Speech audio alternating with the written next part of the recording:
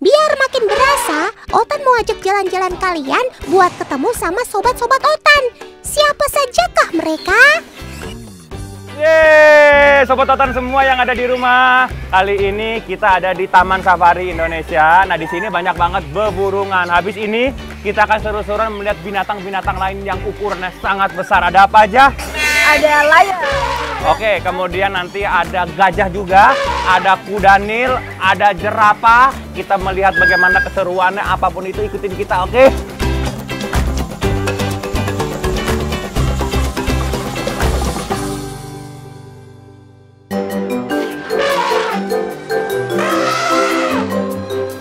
Sebelum keliling kenalan sama Sobat Otan yang lain, kita tantang Kak Kevin dan Kak Emily untuk main peran dalam teater ini yuk.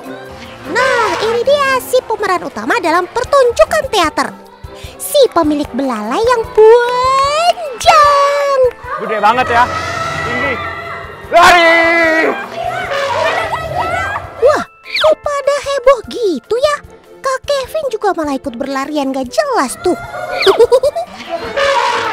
Jangan lari dulu, Kak. Dramanya belum selesai. Teman-teman, ini hanya sebuah drama untuk menghibur dan tentunya mengedukasi ya, bukan kejadian sebenarnya.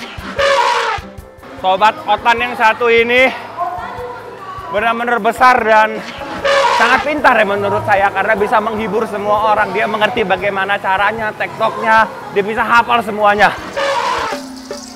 Kalau ada pemilihan juara, Sobat Otan ini pasti juara terus deh. Soalnya ia memang sangat pintar. Sesuai dengan ukuran badannya, ukuran otak gajah juga besar. Bahkan jumlah sel sarafnya 3 kali lebih banyak dari manusia. Selain pintar, gajah juga memiliki ingatan yang bagus dan jangka panjang. Ia pandai mengingat temannya dan juga maut yang sering merawatnya. Buktinya, setelah Sobat Otan ini tampil, mereka langsung nurut dan tahu arah jalan pulang. Keren ya. Tadi setelah pertunjukan gajah di sana, yang membingungkan dia bisa tahu arah jalan pulang tanpa disuruh. Itu gimana ceritanya? Memang kalau gajah tuh daya pengingatnya tuh emang ini banget, Kak. Oke, berarti dia daya pengingatnya kuat, cerdas, dan gampang memahami apa yang diperintahkan. Gajah termasuk hewan herbivora. Ia sangat suka sekali makan yang hijau-hijau. Bisa dibilang makan adalah hobi mereka. Bayangkan saja, satu ekor gajah bisa menghabiskan pakan sekitar 200 kg sehari. Bagi kita itu sangat berlebihan, tapi itu tergolong cukup untuk seekor gajah. Nah, Tan, ini sepertinya gajahnya lapar banget dan jinak banget ya. Nah, dia satu hari ini makannya banyak banget ya. Mas, ini kalau kayak gini nggak apa-apa? Nggak apa-apa. Nah, kayaknya dia minta pisang nih. Kita kasih makan pisang ya. Kalau kita punya 2 tangan, gajah punya belalai panjang yang berfungsi layaknya tangan, teman.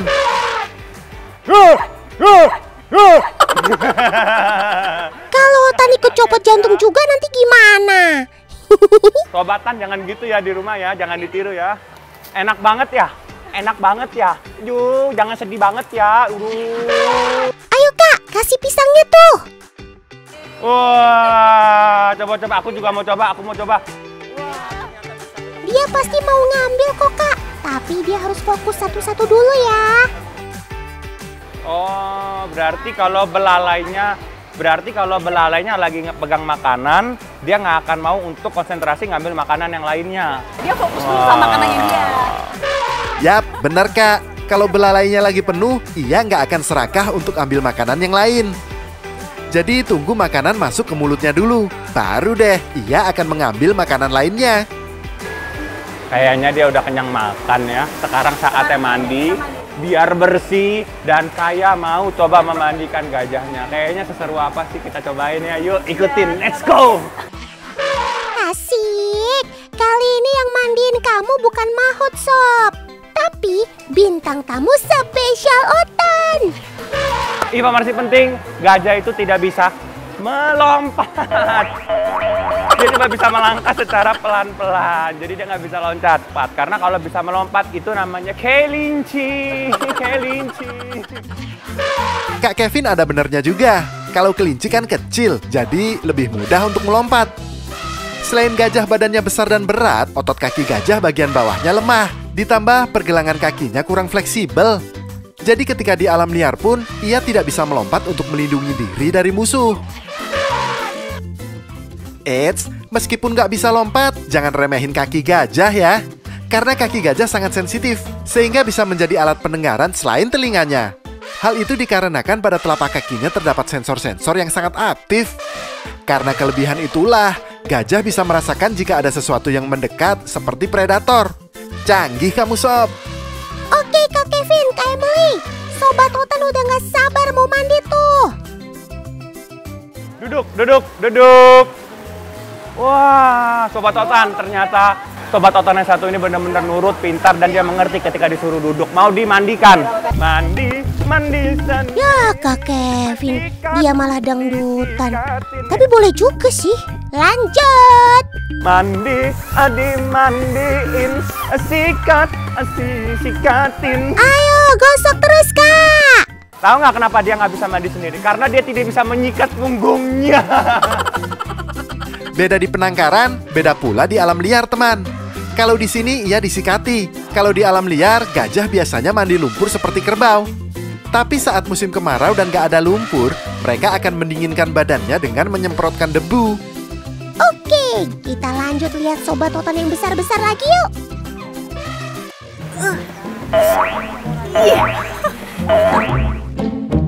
Duh kakak, ngapain sih lompat-lompatan kayak gitu? Coba kasih tahu Otan.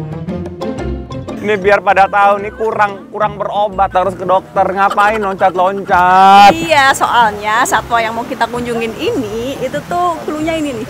Apa yo? Kira-kira apa ya? Kita lihat, ada di sana.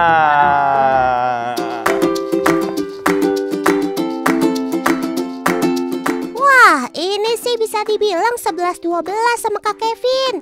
Soalnya sama-sama tinggi. Ini dia teman, Sobat Otan si jerapah. Kalian tahu nggak kalau Sobat Otan ini merupakan hewan darat tertinggi yang ada di bumi loh? Ya kira-kira mungkin katanya masih saudara seperti saya ya. Soalnya tinggi ya, saya kan tinggi banget nih. Coba sini. Tuh, ya kan. Halo saudara ada di sini. Perkenalkan, jerapah ini bernama Kavi dan Krishna. Tingginya hampir sama ya, padahal usianya beda 7 tahun. Pasti bingung ya, tahu dari mana? Jadi gini teman, cara mengetahui tinggi jerapah tidak melulu soal tingginya saja. Tapi memang ada ciri-ciri khusus yang menandakan jerapah sudah dewasa. Coba kasih paham Kak. Nah, boleh tahu nggak nih mungkin informasi buat kita semua, kok jerapahnya yang ini sama yang sebelah ini berbeda. Yang ini tuh kayak ada totol-totol kepalanya nondol-nondol. Itu kenapa ya kira-kira? Kayak menandakan kalau dia udah dewasa Kak. Jadi totol-totol ini tuh macam tulang. Kayak semacam batu tameng untuk dia kayak lagi ribut sama temen-temennya. Oh, bukan karena dia sakit atau apa? Nah, sama sekali. Jadi itu bukan bentol atau benjolan karena luka ya teman. Karena semakin dewasa, tulang di atas kepala jerapah akan semakin menonjol, seperti bentol-bentol. Yang kira-kira kalau makanannya ada di bawah, gampang nggak sih? Bener nggak sih? Iya. Se-effort apa dia gitu kan? Oke, pertama dia harus fokus pada target makanan di bawahnya dulu teman. Dan iya, dia langsung melebarkan kakinya seperti split. Setelah itu, baru deh dia bisa mengambil makanan di bawahnya. Cuakep! Ternyata bisa jadi kalau dia ngambil makanan itu kan tinggi ya, kakinya dibuka dulu, kepalanya jlek ke bawah ya kan, baru diambil, blek, baru dimakan. Karena sama-sama tinggi, Kak Kevin jadi kelihatan mirip banget tuh niruinnya. Dari si jerapah kita lanjut ke hewan apa lagi nih Kak? Sekarang tuh kita mau kasih makan Sobat Otan yang badannya besar banget, kepalanya juga besar. Kira-kira apa? Lama 3 hari lagi baru dijawab. Udahlah, yuk pokoknya ikutin kita terus. Keseruannya seperti apa, kita akan kasih makan Sobat Otan yang badannya besar sekali. Yuk, let's go.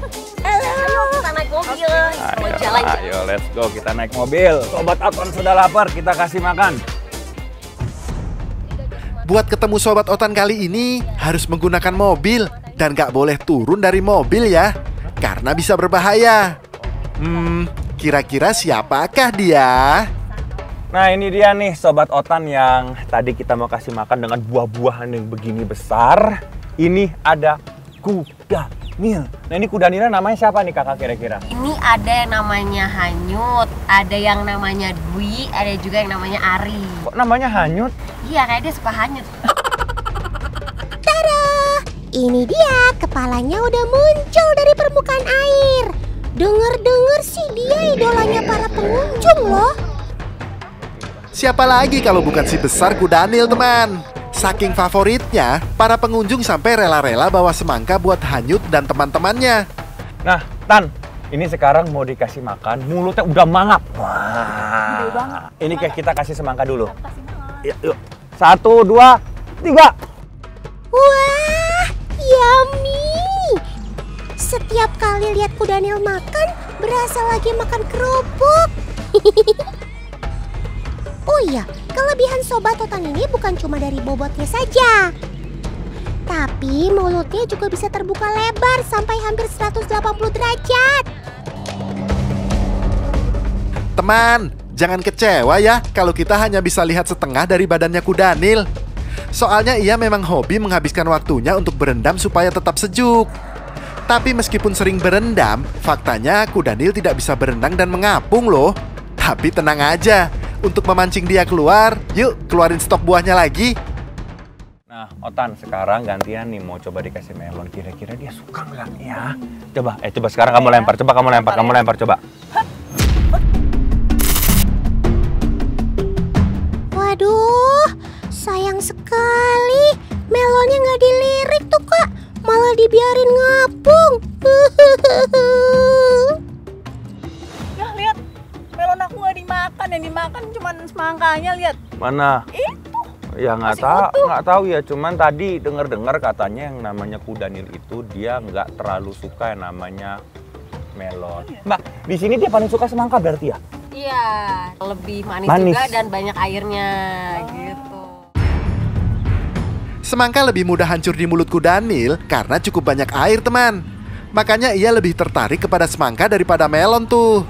Nah, Otan, ini dia dari tadi tuh gagal kasih makanan ya. Kudanilnya benjol kena di sini ya. Nah, sekarang sebagai bentuk pertanggungjawaban dan percobaan terakhir, ini satu-satunya ya. Ini semangka yang ada di muka bumi yang terakhir demi Tuhan. Ini terakhir nih. Sabar kak, jangan marah-marah gitu. Dia mangap, kamu makan. Ayo kak, dicoba. 1, 2, 3, lempar. Akhirnya berhasil tepat sasaran juga ya kak. Sekarang udah terbayar dong rasa penasarannya. Hehehe. Wah, ternyata belum selesai nih perjalanannya. Kuy lanjut lagi kak sebelum hujan. Let's go.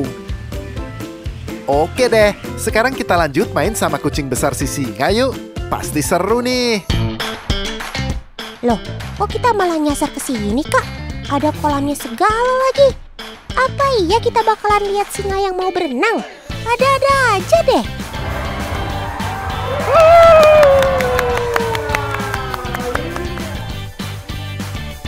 Wow, siapakah itu yang lompat dari atas? Coba Om Editor, kasih spill dari dekat.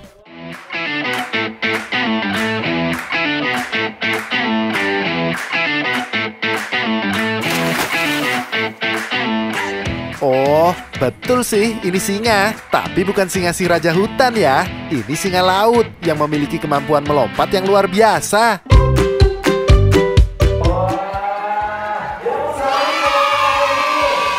Nah, sekarang boleh dong dicium sedikit. Nah, gimana kak? Seneng gak? Jarang-jarang kan bisa dicium secara langsung sama singa laut? Teman, Sobat Otan satu ini termasuk mamalia yang cerdas. Dia termasuk hewan laut yang cepat belajar dan tanggap perintah. Makanya, begitu pawangnya kasih kode, singa laut ini langsung cepat menangkap sinyal instruksi. Kita lanjut berpetualang lagi yuk. Kali ini Otan mau ketemu sama panda nih. Eits, Bukan panda yang hitam putih seperti ini ya. Ini si giant panda. Panda yang satu ini tubuhnya lebih kecil dan sekilas mirip dengan musang. Hayo, teman-teman ada yang tahu ini jenis panda apa? Jawabannya adalah red panda, teman. Sekarang kita lagi kasih makan red panda, namanya Pai Pai. Pai Pai. Sobat Otan semua yang ada di rumah, ini red panda sebenarnya makanan utamanya tuh daun bambu seperti panda pada umumnya yang besar. Cuman sekarang lagi dikasih cemilannya. Oke, ada cake panda, ada apel, sama buah apa Pir tadi ya, dicampur jadi satu semua sehingga dia juga bisa meningkatkan mungkin selera makan kali ya. Biar nggak terlalu bosan kali ya mungkin. Tapi makanan nutrisi utamanya tetap dari daun bambu. Cemilan seperti ini tetap ada takarannya kok, jadi nggak boleh diberikan terlalu banyak. Soalnya, sebagian waktu red panda ini digunakan untuk tidur. Nah, biar berat badannya tetap terjaga, ngemilnya pun harus dibatasi. Oh iya, Otan punya pertanyaan. Red panda ini kan lebih mirip musang dan rakun. Nah, kalian tahu nggak kalau red panda ini termasuk keluarga panda atau bukan ya? Sebenarnya ini panda ya, cuman karena spesiesnya itu jenisnya badannya seperti ini agak berbeda, tapi masih satu ini kan? Untuk family-nya berbeda. Oh berbeda. Betul. Tapi kenapa sebutannya panda juga? Nah, jadi memang untuk panda itu artinya satwa pemakan bambu. Ya, dan memang fakta uniknya yaitu red panda ini adalah satwa yang pertama kali mendapat nama panda dibandingkan giant panda. Ini paling pertama. Betul. Yap, makanya Sobat Otan ini juga disebut sebagai panda pertama. Di alam, panda merah memang suka menghabiskan waktunya di atas pohon. Ya, maklum saja, ia kan hewan arboreal. Walau terlihat sering santai, tapi sebenarnya ia adalah hewan yang gesit loh.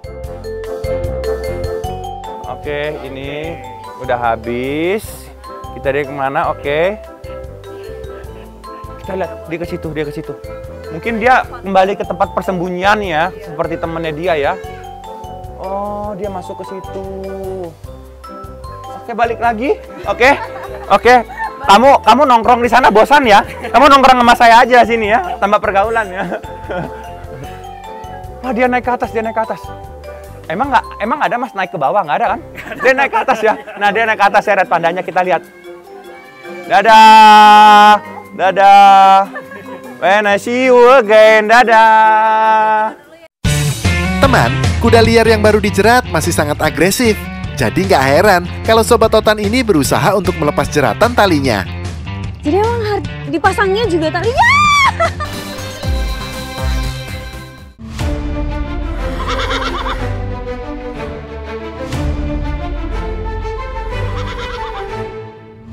Selamat datang di Sumba, Nusa Tenggara Barat. Kalau kalian kesini, pasti akan berjumpa sama sobat-sobat Otan yang gagah ini. Yap, mereka adalah kuda sandalwood, kuda pacu khas Indonesia yang dikembangbiakan di tanah Sumba. Nah, ini dia nih, kuda ciri khas dari Sumba dengan budayanya pasola. Sekarang ini saya mengikuti mereka, kegiatan mereka nih, yaitu mempersiapkan kuda dan melatih kuda untuk pasola nanti. Masyarakat Sumba sangat memegang teguh kepercayaan nenek moyangnya. Dan kuda atau ndara dalam bahasa Sumba punya kedudukan yang tinggi, layaknya nenek moyang mereka. Nah, jadi memang kuda-kuda pasola ini dilatihnya itu di pantai supaya melatih fisik mereka. Karena kan di pantai itu pasirnya kan membuat langkahnya itu jadi berat. Jadi otot-ototnya juga terbentuk dan selain itu juga untuk melatih pernafasan. Latihan seperti ini sangat bermanfaat untuk meningkatkan kemampuan kuda Sumba dalam berlari. Pasir pantai yang labil membuat kakinya semakin enteng dan lincah. Untungnya, Sobat Otan ini dibekali kuku kaki yang melebar, sehingga tidak mudah terbenam ke dalam pasir. Uniknya nih teman, kuda Sumba diperlakukan seperti binatang liar. Jadi mereka dibiarkan berlarian tanpa tapal kaki. Kudanya pun tidak diberi pelana, jadi yang menunggangnya harus punya keseimbangan tubuh yang baik. Nah, jadi memang di Sumba ini, penunggang kudanya yang unik itu tidak menggunakan pelana. Tapi karena saya belum terbiasa menunggang kuda, mereka buatkan khusus untuk saya nih. pelana seperti ini dari kain. Baik sekali. Karena untuk menunggang kuda tanpa pelana itu butuh latihan yang terus-menerus. Latihan di pasir sudah. Kali ini kita pindah ke savana yuk teman. Sepertinya kali ini Kak Hana mau mencoba menjinakkan sobat otan nih. Nah, sekarang ini saya bersama masyarakat Kodi ini mau mencoba menjinakkan kuda liar yang berada di Sumba. Dan ini pertama kalinya dalam hidup saya agak deg-degan sih dan cukup memacu adrenalin. Menjinakkan kuda liar nggak mudah teman, butuh teknik khusus dan harus dilakukan oleh Pamo Punjara, sebutan untuk penjinak kuda di Sumba. Penjinak kuda ini memang sudah sedari kecil berinteraksi dan menggembala kuda liar teman. Nah, untuk menjinakkan kuda ini, kita itu harus menangkap induknya terlebih dahulu. Jadi nanti kita jebak anaknya. Salah satu caranya pakai leku hiru atau tali jerat tradisional yang dirancang khusus agar mudah menjerat leher kuda. Biasanya untuk bisa menangkap satu kuda liar butuh waktu hingga 2 jam loh teman. Sob, sudahlah. Mereka nggak berniat buruk kok. Nah ini tali ini tuh sebenarnya bukan untuk menjerat lagi, tapi fungsinya adalah untuk mengendalikan. Jadi dia udah bukan terjerat ya Om ya. Jadi udah aman nih. Makasih ya. Ini gimana nih Om sekarang? Lepas aja.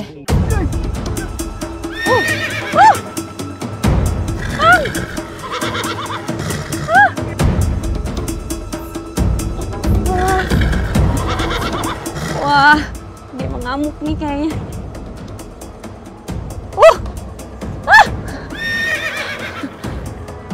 Wah, ini masih tegang banget karena benar-benar baru banget ditangkap.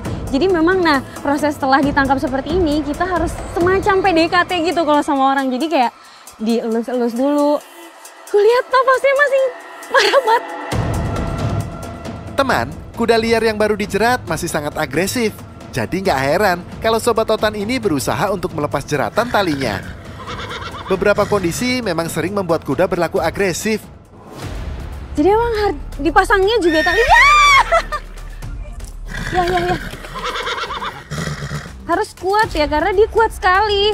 Dan ini perkiraan umurnya adalah sekitar 6 bulan ya, sekitar 6 bulan. Ini 6 bulan aja tenaganya kita berdua loh dan bertiga bahkan ini. Tapi kalah kuat. Sikap kuda seperti ini lambat laun akan membuatnya lelah teman. Dan saat seperti inilah kuda akan mudah dikendalikan. Nah ini sekarang kudanya sudah mulai tenang. Seperti yang saya bilang tadi karena dia udah kehabisan tenaga, udah meronta-meronta di awal. Ini sekarang saya mau coba untuk pegang. Udah bisa belum ya? Wow. Dia masih belum mau.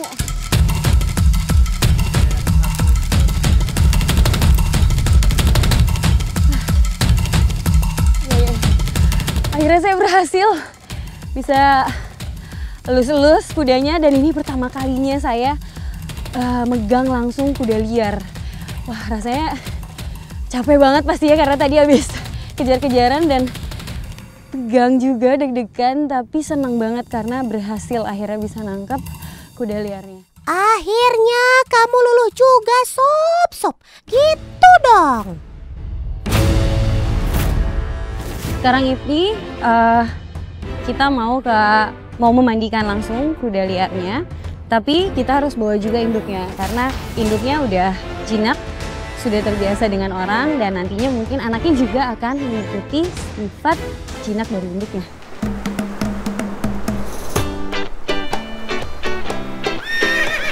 Memandikan kuda dengan air laut bisa sekaligus jadi terapi loh teman. Sejuknya air laut bisa bikin otot kuda jadi rileks. Cepat-cepat jinak ya. Om, boleh saya kasih nama? Boleh. Nah, ini kuda pertama saya nih, langsung kasih nama ya. Saya kasih nama, berhubung namanya warnanya coklat, saya kasih nama Brownie deh. Wah, sampai dikasih nama sama Kak Hana loh.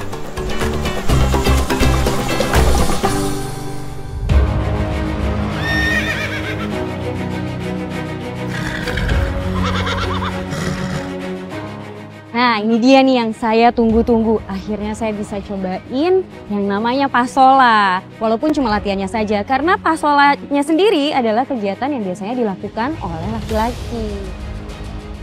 Kuda petarung tangguh sudah siap nih mengikuti tradisi pasola.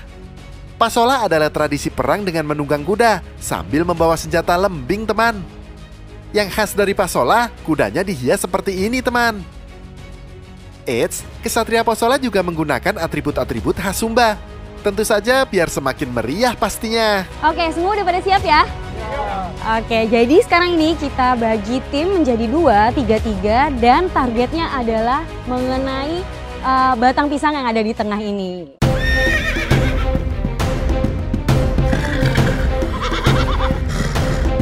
Wah, gak mudah emang untuk melempar lembing ke target sambil menunggang kuda.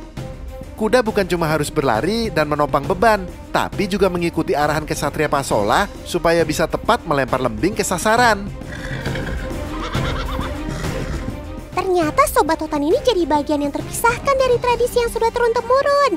Keren kamu, Sob.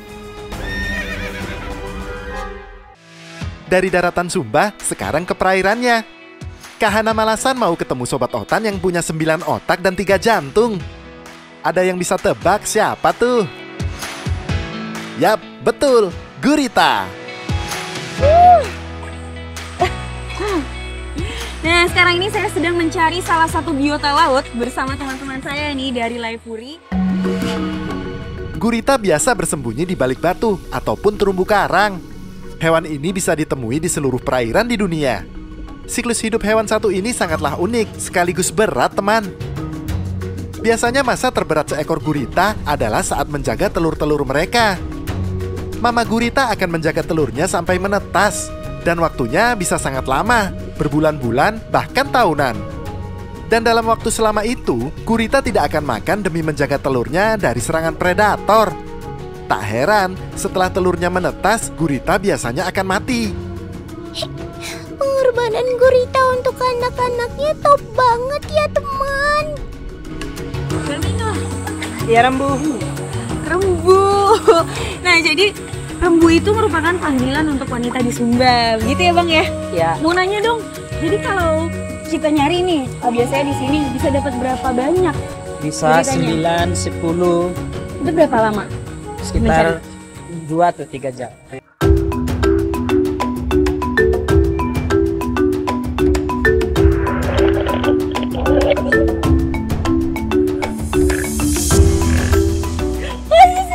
Wah, dapet. Wah, lumayan nih, lihat deh. Wow, wow, oke, hati-hati. Nih, tapi beneran loh, ini kita belum sampai 1 jam, udah dapat 1. Saya yakin banget abis ini pasti kita dapat lagi. Jadi yuk kita langsung cari lagi, Bu. Keunikan lain dari gurita, hewan satu ini pintar berkamuflase alias mampu meniru bentuk dan perilaku benda mati, seperti terumbu karang, serta spesies hewan laut lainnya. Sobat Otan ini sedang menirukan gaya ular laut tuh. Gak hanya itu saja, teman. Gurita juga pandai menyamar sebagai lionfish jika merasa terancam. Jadi nggak ada yang berani mendekatinya untuk memangsa. Rembu, dapat lagi. Rembu mana? Dapat lagi. Wah, dapat lagi. Ini bisa dipegang. Dapat lagi dan yang ini lebih besar.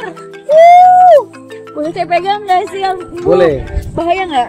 Tidak. Nempel. Dia emang langsung nempel gitu ya? Iya. Gimana nih cara pegangnya? Pegang di kepalanya Bagian saja. di Ya, di kepalanya leher. saja. Ya, ya. Gini ya? Ya, ya, ya. Nah, kita itu harus hati-hati sama bagian tentakelnya ini. Wah! Karena kalau dia menyentuh tangan itu dia seperti vakum menyedot gitu. Jadi nempel lengket banget. Nih, seperti ini nih. Tuh, ya ada nempel kan? Gurita punya 8 tentakel di tubuhnya. Selain untuk menangkap mangsa, juga melindungi diri dari predatornya, teman. Gurita bisa dicari kapan saja tanpa mengenal musim. Ya ampun, itu burung apa? Kok lucu banget sih? Itu loh, bulu-bulunya mekar bagaikan bunga-bunga. Kayaknya Otan kenal deh.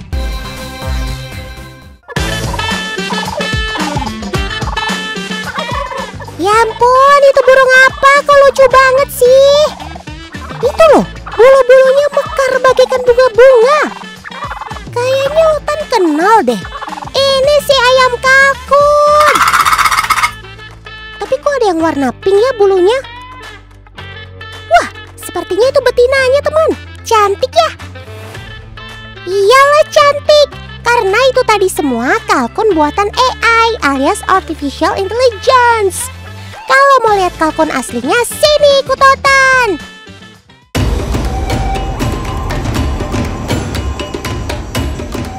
Loh, kok kalian malah berantem sih? Stop. Aduh. Ini lagi, datang kok kamu malah bikin keributan sih, Sob.